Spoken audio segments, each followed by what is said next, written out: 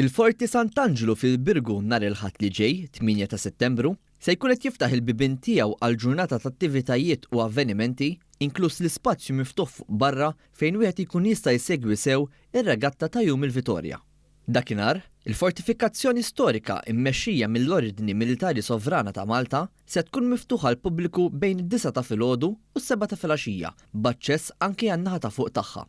Fin-nofs ta' nhar ta' filgħodu se jkun hemm żewġ qudiesiet, waħda fil-Kappella ta' Twelid tal-Madonna u oħra fil-Kappella ta' Sant'Anna, fejn il-Gran Mastru kien jmur jitlob matul l-assedju l-kbir.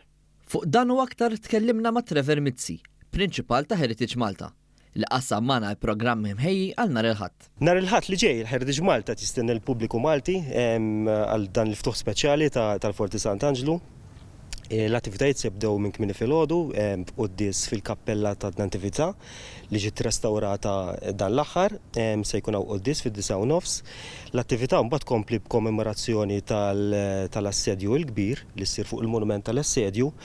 L-attività tkompli mbagħad b'reenactors u reenactments li ħajkun hawn madwar il-forti, kif ukoll mbagħad f'nofsinhar ikun hemm qudies ukoll fil-Kappella ta' Sant'Anna.